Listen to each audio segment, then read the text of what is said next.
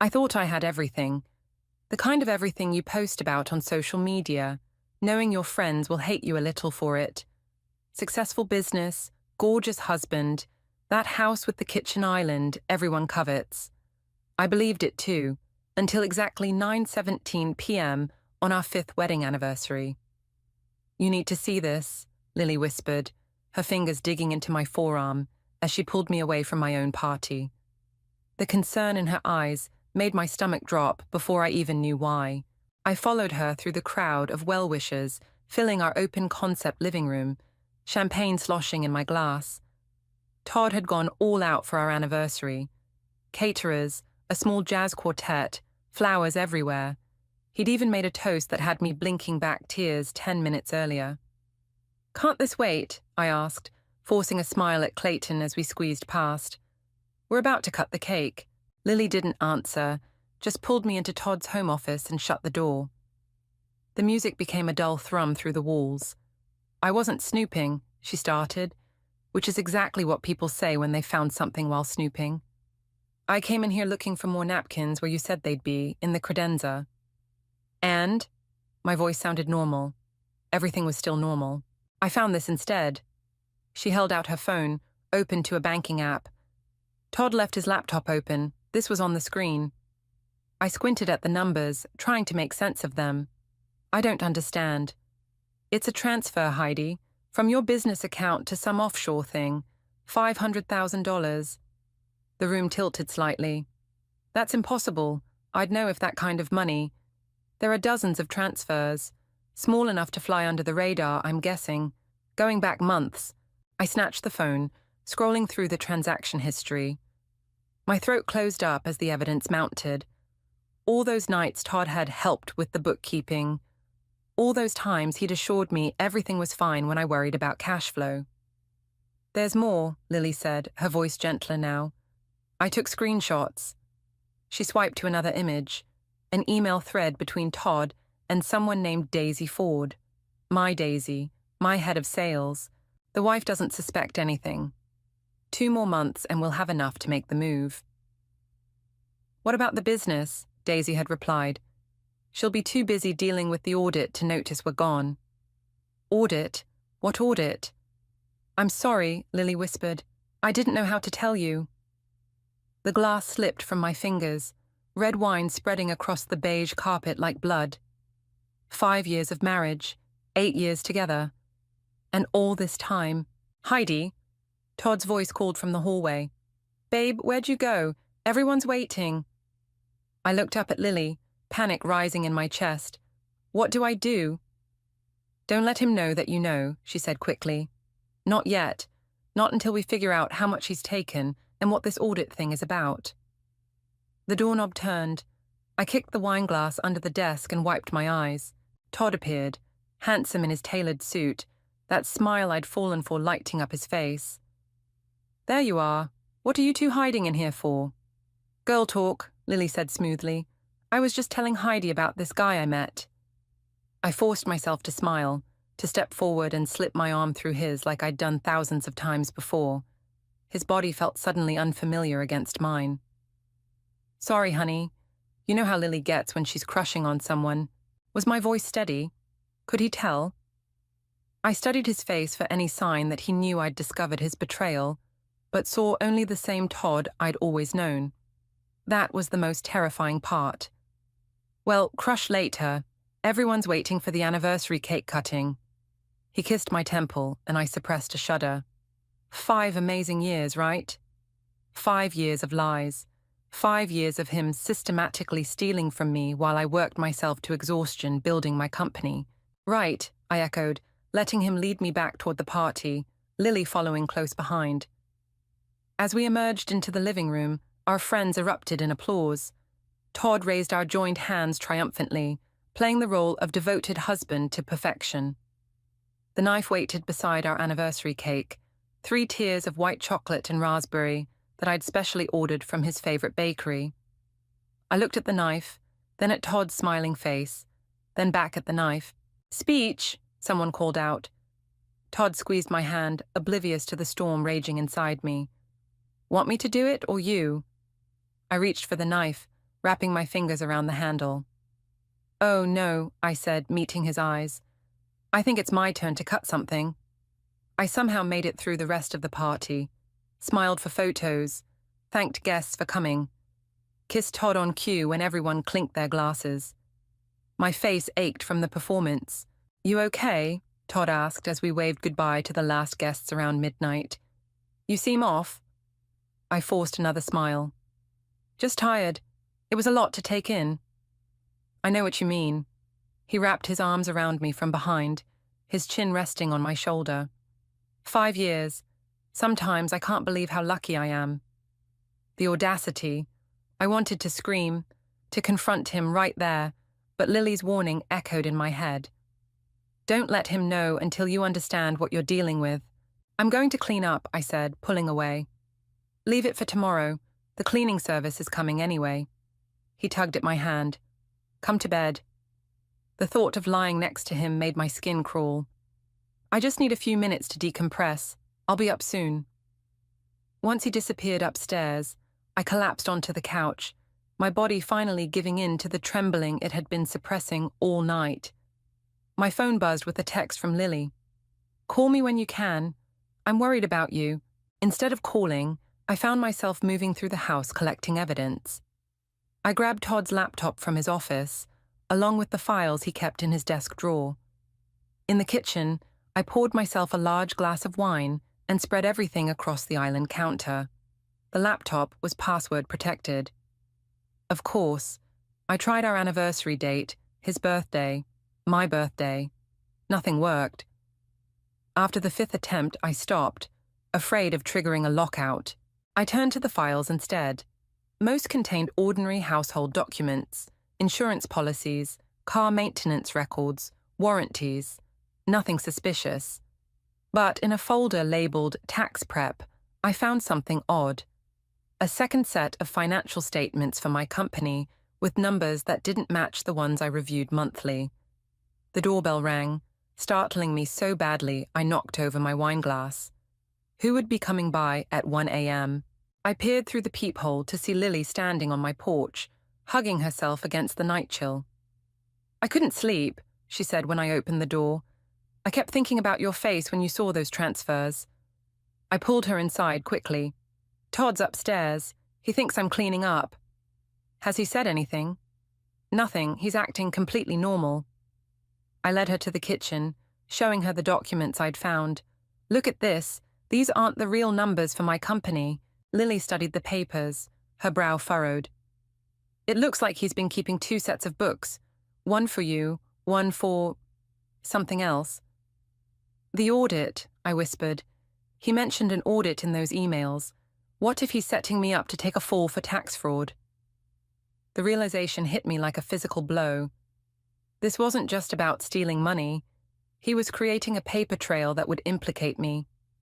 "Heidi," Todd's voice called from upstairs. "Who are you talking to?" Lily and I froze, staring at each other in panic. "It's just Lily," I called back, quickly gathering the papers. She forgot her phone. Heavy footsteps on the stairs. I shoved the documents into Lily's purse just as Todd appeared in the kitchen doorway, wearing only his pajama bottoms. "Hey, Lily," he said, seeming genuinely surprised. "Everything okay?" "Sorry to drop by so late," she replied smoothly. "Left my phone somewhere in the chaos. Heidi found it for me." I held up her phone as evidence. She'd actually left it on purpose, anticipating this might happen. Todd yawned. "No problem." "Heidi, are you coming to bed soon?" "In a minute." After he retreated upstairs, Lily gripped my hands. "You need help, professional help." "What, like therapy?"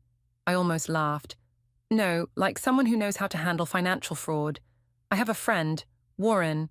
He's a private investigator who specializes in this kind of thing." "A private investigator? Isn't that a bit extreme?" Lily's expression hardened. "He's stealing your money and setting you up to take the blame for his crimes. How much more extreme does it need to get?" She was right. The Todd I thought I knew, the man who supported my dreams, who celebrated my success, was a fiction. The real Todd was systematically destroying everything I'd built. "Okay," I said, my voice steadier than I expected. "Set up a meeting." After Lily left, I stood in our kitchen, surrounded by the remnants of our anniversary celebration. 5 years of what I thought was love, reduced to a criminal conspiracy. I climbed the stairs slowly, each step requiring deliberate effort. Todd was already asleep, his breathing deep and even. I slipped into bed beside him, keeping to the edge of the mattress. Tomorrow I'd meet with Warren.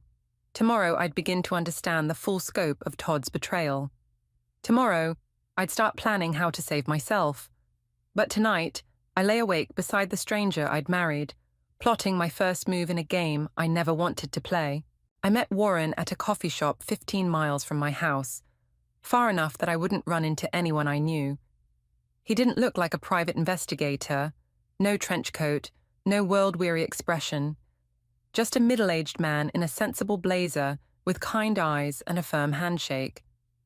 "Lily filled me in on the basics," he said after we'd settled at a corner table. "But I need to hear everything from you." I'd barely slept, spending the night rehearsing what to say to Todd in the morning. I'd settled on a half-truth, a supplier emergency requiring my immediate attention. He'd kissed me goodbye without a hint of suspicion. "My husband is stealing from my company," I said, the words still feeling surreal. "And I think he's setting me up to take the blame for tax fraud." Warren didn't react with shock or pity. He simply nodded and took out a small notebook. "Walk me through what you found so far." I showed him the screenshots Lily had taken, described the falsified financial statements, explained the references to an audit. With each detail, the knot in my stomach tightened. "How much do you think he's taken?" Warren asked. "I don't know exactly. The transfers Lily found total around $500,000, but there could be more." Warren whistled softly. "And your company, how's it doing financially?" "We're profitable, growing steadily." I twisted my wedding ring, a nervous habit I suddenly couldn't stand. I slipped it off and dropped it into my purse. At least I thought we were. "Who handles your accounting?" "I have a bookkeeper, Esme. She's young but brilliant. Todd. He reviews everything before it goes to our accountant." My voice caught. I trusted him. Warren's expression softened. "That's not your fault, Heidi. People like your husband count on that trust." "People like my husband," I repeated. The phrase felt like a slap. "What do we do now?" "First, we need to understand the full extent of what he's done. I'll need access to your business records, bank statements, tax filings, everything." My phone buzzed with a text from Daisy. "Need to discuss Q3 projections. Lunch today?" Daisy, Todd's accomplice, my supposed friend and colleague. I showed Warren the message. "She's working with him. I saw the emails." "This could be an opportunity," Warren said, leaning forward. "Meet with her. Act normal. See what information you can get." "You want me to spy on her?" "I want you to protect yourself. Right now, information is your best defense." I agreed to meet Daisy at 1 p.m., then spent the next hour giving Warren every password, account number, and business detail I could remember. By the time we finished, I felt hollowed out. "One more thing," Warren said as we prepared to leave. "Don't confront Todd yet. People get desperate when cornered, and desperate people make dangerous choices." The warning sent a chill through me. I'd known Todd for 8 years, married him, built a life with him. Was Warren suggesting he might hurt me? "I need to get to my office," I said, suddenly needing to be somewhere familiar, somewhere that still felt like mine. The fashion design studio that served as headquarters for my company had always been my sanctuary. Today, it felt like enemy territory. Who else was involved in Todd's scheme? Who could I trust? Esme looked up from her computer as I entered. "Morning, Heidi. I wasn't expecting you today." Esme had joined the company 3 years ago as an intern and quickly proved herself indispensable. At 28, she managed our books with meticulous attention to detail. If the numbers were being manipulated, wouldn't she have noticed? "Just catching up on some things," I said, trying to sound casual. How are the new collection numbers looking? Strong. The fall line is already generating pre-orders. She hesitated. Actually, I've been meaning to talk to you about something. My guard immediately went up. What is it? Some of the financial reports seem off. Nothing major, just discrepancies I can't reconcile. She lowered her voice. I tried mentioning it to Todd last week when he came by, but he said not to worry about it. My heart raced. Todd was here. He doesn't usually visit the office. He said he was surprising you with lunch, but you were in a meeting. He asked to use your computer to check some numbers. Esme looked uncomfortable. I should have told you sooner. I fought to keep my expression neutral. It's fine. What kind of discrepancies did you notice? Expense allocations that don't match our actual spending. Vendor payments to companies I can't verify. She pulled up a spreadsheet. Like this one, 3 payments to Meridian Consulting. I can't find any record of services they provided. Meridian Consulting. The name meant nothing to me, but the payments totaled $75,000. Thank you for showing me this, I said, my mind racing. Let's keep this between us for now, okay? I need to look into it further. Esme nodded, relief visible on her face. I was worried I was overstepping. Never. This is exactly what I need to know. As I headed to my office, my phone buzzed with another text, from Todd this time. Hope your day's going better. Dinner tonight? I have news to share. News. What news could he possibly have that wasn't another lie? I texted back, looking forward to it. The ease with which I could now lie to him surprised me, but then I'd had an excellent teacher. Lunch with Daisy felt like the strangest performance of my life. We sat at our usual spot, a bistro 2 blocks from the office, while I pretended I didn't know she was helping my husband steal from me. The anniversary party looked amazing, Daisy said, spreading her napkin across her lap. Todd really outdid himself. I took a sip of water to steady myself. He's full of surprises. Speaking of surprises, she continued, I've been running some numbers on the expansion plan. I think we should accelerate the timeline. The expansion plan had been my dream for years, opening 3 new boutiques in key markets. Todd had always encouraged it, but now I understood why. More locations meant more money flowing through the business, more opportunities to siphon funds. I'm not sure that's wise, I said carefully. The current economic climate is perfect, Daisy interrupted. Interest rates are low, and our brand recognition has never been higher. She pulled out a folder. I've already drafted a proposal for the board. I stared at her, this woman I'd trusted with my business secrets for years. How long had she been working against me? What was her angle? That's very proactive of you, I managed. Todd thought so too. He's been incredibly helpful with the financial projections. Of course he had. I forced a smile. You've been talking to Todd about this? Just getting his input. He has such a good head for business. She tilted her head. Is that a problem? No, not at all. I just like to be kept in the loop. Daisy's phone buzzed. She glanced at it, then quickly turned it face down. Sorry about that. Was she texting Todd right now? Updating him on our conversation? The thought made me feel physically ill. Actually, I said, seizing an opportunity, I noticed some unusual payments to a company called Meridian Consulting. Do you know anything about that? The briefest flicker of something, alarm, guilt, crossed Daisy's face before her professional mask slipped back into place. Meridian, I believe they helped with market research for the expansion. Todd handled that contract. A lie. I'd run every market research project personally. Right, of course, I said. I must have forgotten. The rest of lunch passed in a blur of small talk and business discussions that now felt hollow. When we parted ways outside the restaurant, Daisy hugged me like always. We're going to do great things together, she said. I wondered if she meant her and me, or her and Todd. Back at the office, I shut my door and called Warren. Meridian Consulting, I said without preamble. I need to know everything about them. I'm already on it, Warren replied. Esme sent me the payment records this morning. I froze. Esme contacted you. How does she even have your number? I reached out to her after our meeting. You mentioned she handled the books, so I figured she'd be a valuable resource.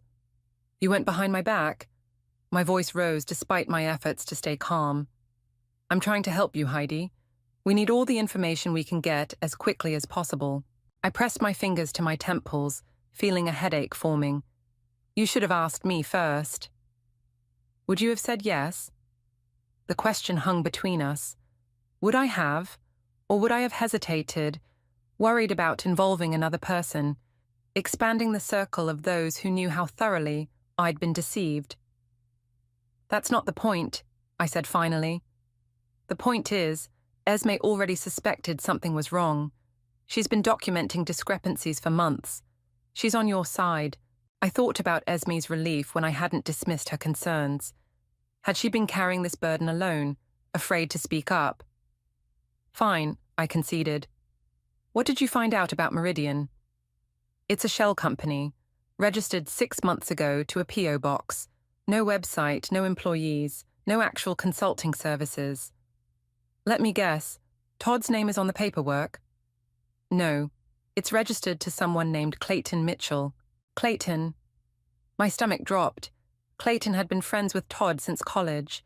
He'd been at our wedding, at our anniversary party just days ago. I'd always liked him. That can't be right, I whispered. I'm sending you the documentation now. My email pinged. There it was, Clayton's name on the incorporation papers for a company that existed solely to funnel my money into someone else's pocket. There's something else, Warren continued.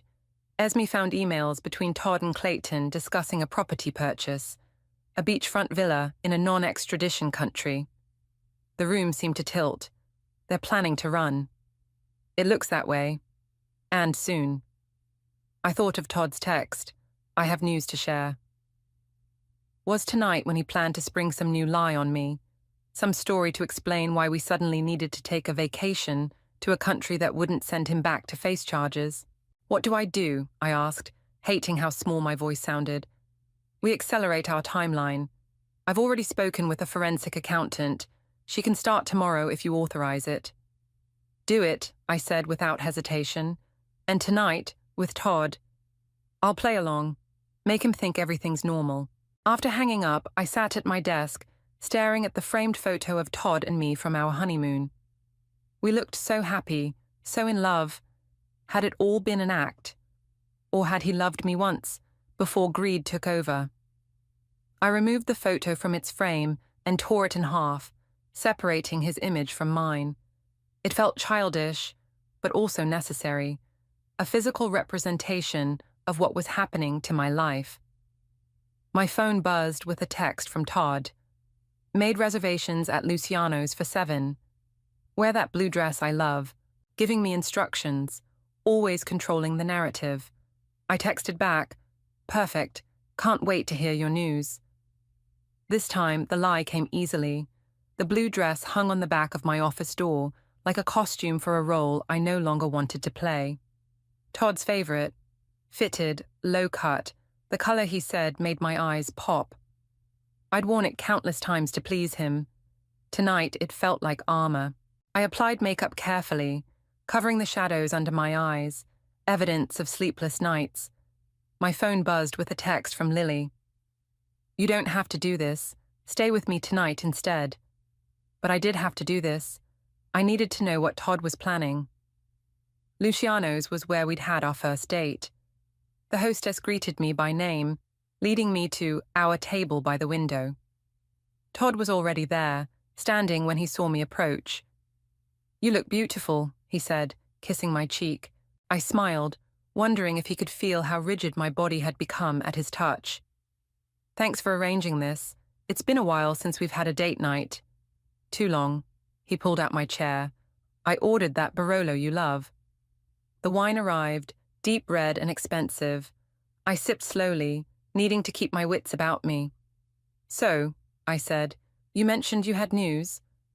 Todd's face lit up with what looked like genuine excitement. I've been working on something big. A surprise. My heart raced. Was this it? The lead-up to his escape plan? I know how hard you've been working, he continued, how much the business means to you, and I think I've found the perfect opportunity to take it to the next level. The waiter interrupted to take our order. Todd ordered for both of us without asking what I wanted, a habit I'd once found charming. What kind of opportunity? I asked when we were alone again. An investor? Someone willing to put serious capital into your expansion plans? He leaned forward. We're talking 8 figures, Heidi, enough to open not just 3 new locations, but 10. I nearly choked on my wine. 10? That's not the plan. Plans change. This is huge. His eyes gleamed. I've been working on this deal for months. Didn't want to say anything until it was solid. Months. The same time frame as the mysterious transfers. Was this investor real, or just another fiction? Who is this investor? I asked. His name is James Westfield, made his fortune in tech, looking to diversify. Todd reached for my hand across the table. He wants to meet you next week. I've already set everything up. A meeting that would never happen, because Todd would be gone by then, taking my money with him. That's incredible, I managed. How did you connect with him? Clayton introduced us. They go way back. Clayton again. The pieces were falling into place. Speaking of Clayton, I said carefully, I ran into him today. He mentioned something about a consulting company. Todd's expression didn't change, but his hand twitched slightly in mine. Oh? Meridian Consulting. He said you might know something about it. A beat of silence. Todd withdrew his hand to reach for his wine glass.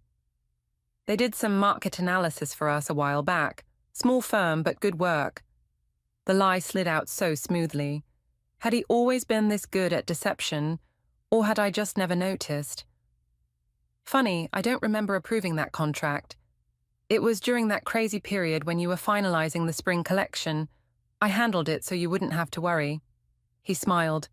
That's what partners do, right? Share the load. The food arrived. Seafood risotto for him. Salmon for me. I pushed mine around the plate, stomach too knotted to eat. You're quiet tonight, Todd observed. Everything okay? I met his gaze. Just thinking about the future. How quickly things can change. Change is good, especially when it means growth. He reached across the table again, squeezing my hand. Trust me, this investment is going to change our lives. At least he wasn't lying about that. I do have one concern, I said. The business is growing so fast. I worry about losing control. That's natural, but you can't do everything yourself forever. His thumb stroked my wrist. Sometimes you have to delegate, let others handle the details. Like the financial details he'd been handling for months. You're right, I said, forcing a smile. I need to learn to let go. Todd raised his glass. To new beginnings. I clinked my glass against his, the sound sharp in my ears. To getting what we deserve. I called Warren from my car after dinner, hands shaking so badly I could barely dial. It's happening, I said when he answered. The investor story, Clayton's involvement, it's all part of their exit strategy. Did he mention when this supposed meeting is happening? Next week, but I don't think they're planning to stick around that long. I swallowed hard. There was something in his eyes tonight, Warren. A finality, like he was saying goodbye without actually saying it. Where are you now? Parking outside our house. Todd's meeting Clayton for drinks. Good. I need you to do something while he's gone. Warren's voice was steady, grounding. Check his office again. Look for travel documents, confirmation emails, anything that might tell us when they're planning to leave. And if I find something, then we move now. Tonight. I ended the call and sat in the darkness, watching the house I'd once loved, the home we'd built together. Had any of it been real? My phone lit up with a text from Esme. Found something big. Need to talk ASAP. Whatever Todd was planning, it was happening fast. And I was running out of time to stop him. I met Esme at an all-night diner 30 minutes from my house, a place where neither Todd nor anyone else from our circles would accidentally spot us. She was already there when I arrived, hunched over her laptop, dark circles under her eyes. "Thanks for coming," I said, sliding into the booth across from her. "I wouldn't have texted if it wasn't important." She turned her laptop toward me. "I've been digging through our cloud storage backups, found these emails that Todd deleted from the server." The screen showed an exchange between Todd and Daisy from just that morning. "Everything's set for Friday. Tickets confirmed. Clayton has the documents ready. Friday, 2 days from now." What about H? Still suspicious, clueless as ever, too busy with her precious designs to notice what's happening right under her nose. By the time she figures it out, we'll be long gone. My hands curled into fists, clueless. The contempt in those words burned through me. "There's more," Esme said quietly. "Financial projections for the company after you're gone. They're planning to liquidate everything, Heidi. Sell off the inventory, the equipment, the intellectual property, even the building, my life's work. Everything I'd built from nothing, reduced to numbers on a spreadsheet." "How long have you known something was wrong?" I asked. Esme looked down. "I started noticing discrepancies about 4 months ago. Small things at first, expense reports that didn't match receipts, invoices for services we never received. I thought they were mistakes." "Why didn't you come to me sooner?" I tried in my way, but Todd always intercepted. "Said you were too busy, that he'd handle it." She met my eyes. "And then he offered me a promotion, more money, more responsibility.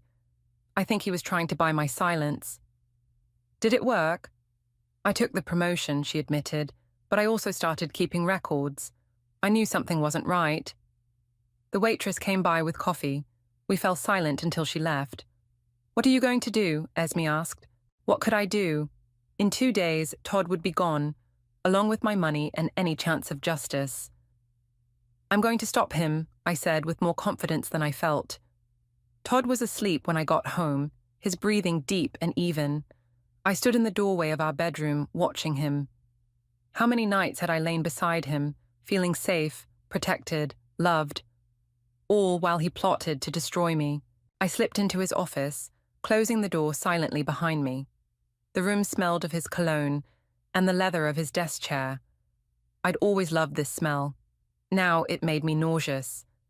I started with his desk drawers, then moved to the filing cabinet. Nothing unusual, no plane tickets, no incriminating documents. Todd was too smart for that. His laptop sat on the desk, closed. I opened it, heart pounding, still password protected. I tried a few more combinations, his parents' names, his childhood street, before remembering something. For his birthday last year, I'd given him a vintage watch. He'd been obsessed with it, even had the serial number engraved on the back. I typed in the number. The screen unlocked. For the next hour, I combed through his emails, documents, browser history. Most were innocuous, but in a folder labeled Investment Opportunities, I found what I was looking for. Confirmation of first-class tickets to Bali. One way. Departing Friday afternoon. Not just for Todd, but for Daisy too. My hands shook as I took photos of the screen with my phone. Not just business partners then. The betrayal cut deeper than I'd expected. I was about to close the laptop when a new email notification appeared. From Clayton, sent just minutes ago. Change of plans. Audit flags raised. Need to move timeline up. Details in mourning. Audit flags. Someone had noticed the financial irregularities. The authorities might already be involved. I quickly forwarded the email to myself, then closed the laptop exactly as I'd found it. As I turned to leave, the office door opened. Todd stood there, sleep-rumpled and confused. "Heidi, what are you doing in here?" My mind raced. Looking for aspirin. Couldn't sleep. "In my office. I didn't want to wake you by turning on the bathroom light." I moved toward the door. "Sorry, I'll look somewhere else." He blocked my path. "You were on my computer." "What? No, It's still warm." His voice hardened. "What were you looking for?" "Nothing. I told you. I just..." "Stop lying." He grabbed my arm. What do you know? The mask had slipped. This wasn't the charming, supportive Todd I'd married. This was the real Todd. Cold, calculating, dangerous. Let go of me, I said quietly. Not until you tell me what you're doing. I know about the money, Todd. The transfers. Meridian Consulting. All of it. His grip tightened. You don't know what you're talking about. I know about Daisy, the tickets to Bali, your plans to liquidate my company. Something flashed in his eyes, surprise, then anger. Who have you told? Everyone. It was a bluff, but a calculated one. Lawyers, accountants, the police. Did you really think I wouldn't notice $500,000 missing from my accounts? He released my arm, taking a step back. You're making a mistake. The mistake was trusting you. I moved past him toward the door. I want you out of my house, tonight. This is my house too. Not for long. I turned to face him. You have 1 hour to pack your things. After that, I'm calling the police. Todd's laugh was cold. With what evidence? You think anyone will believe you over me? I've covered my tracks, Heidi. Every transfer, every document, it all has your digital signature. The realization hit me like a physical blow. He hadn't just been stealing from me. He'd been framing me. 1 hour, I repeated, my voice steadier than I felt. Or I release everything I have to the press. How do you think your investor friends will react to that? As I walked away, my phone buzzed with a text from Warren. Don't confront him alone.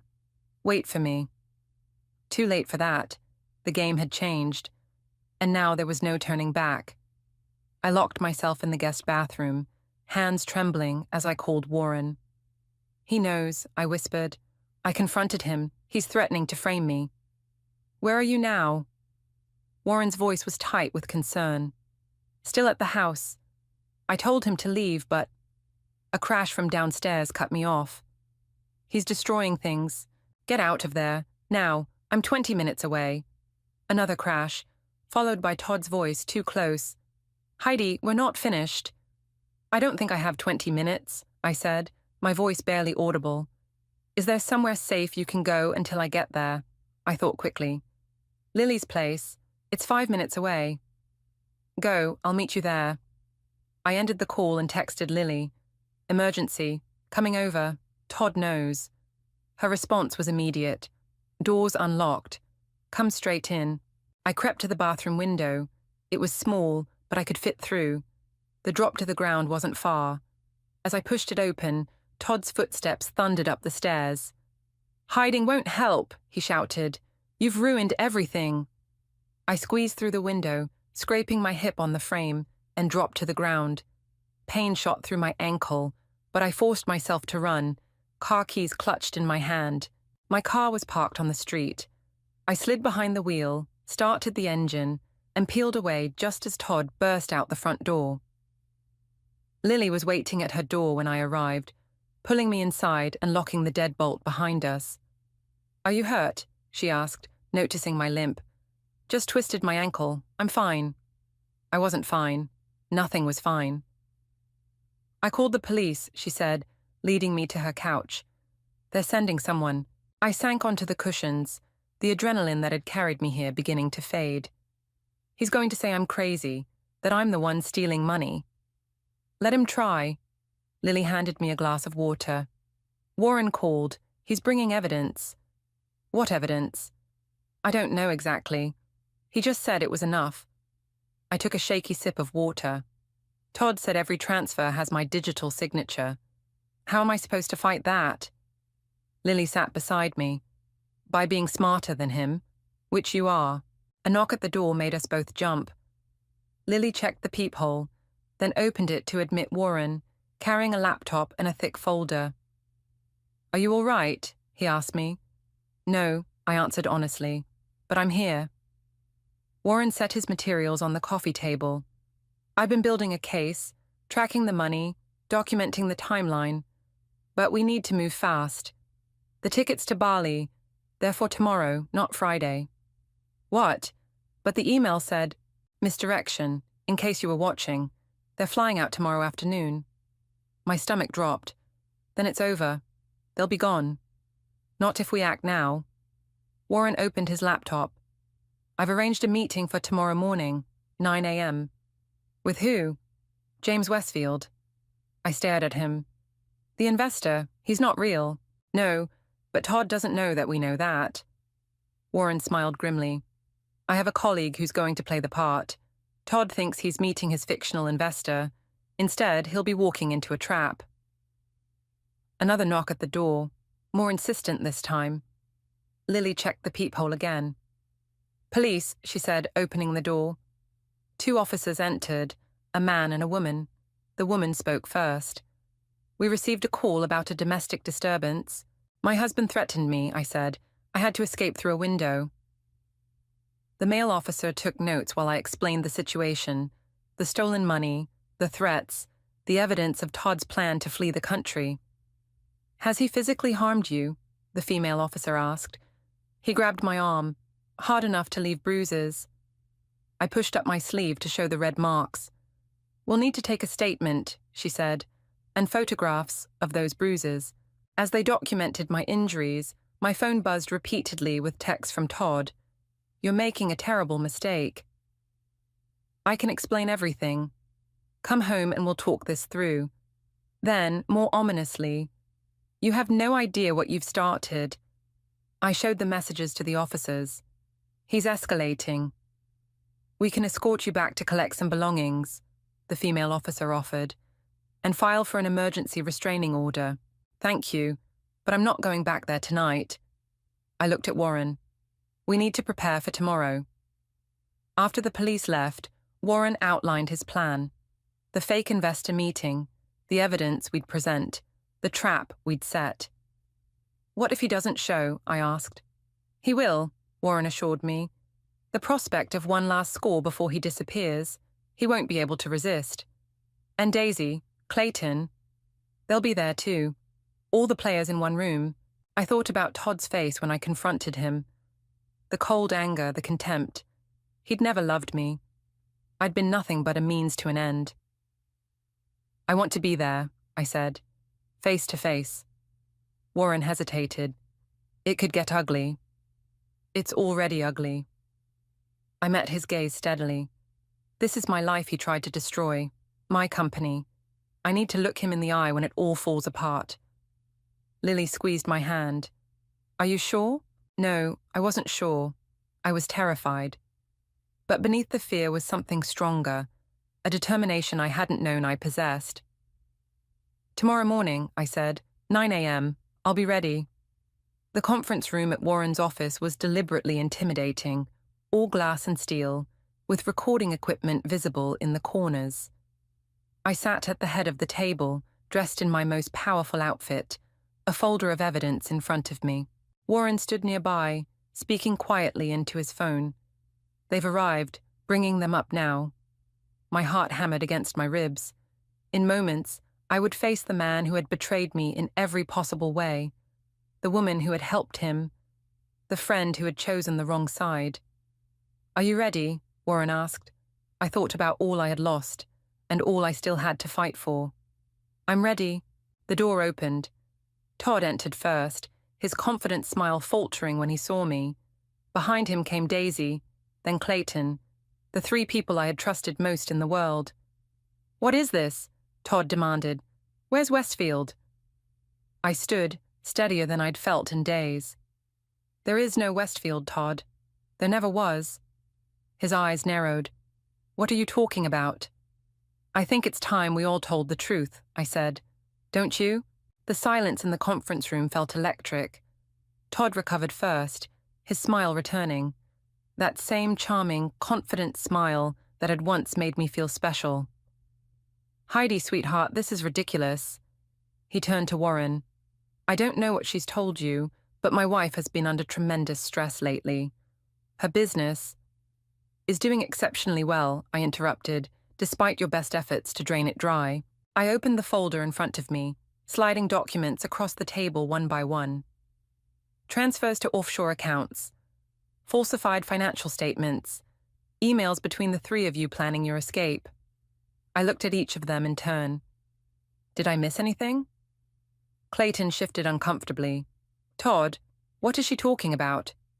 She's making this up, Todd insisted. Clayton, you know me. Would I do something like this? Like register a fake consulting company to funnel money through? I pushed another document forward. Meridian Consulting's incorporation papers with Clayton's signature. Or book one-way tickets to Bali for you and Daisy. Daisy's face drained of color. Tickets for both of us? Interesting. She hadn't known about that part. First class, I confirmed. Very romantic. Todd's composure slipped. This is absurd. I want my lawyer.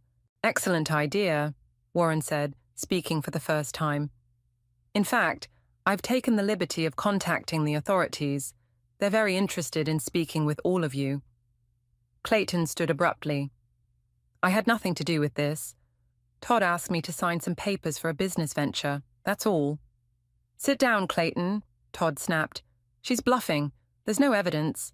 I pulled out my final document, a report from the forensic accountant Warren had hired. Every transaction, every email, every falsified document, it's all here, including the ones with my forged signature. Todd's eyes darted toward the door. This is a waste of time. I'm leaving. I wouldn't, Warren said mildly. There are federal agents in the lobby. Todd froze.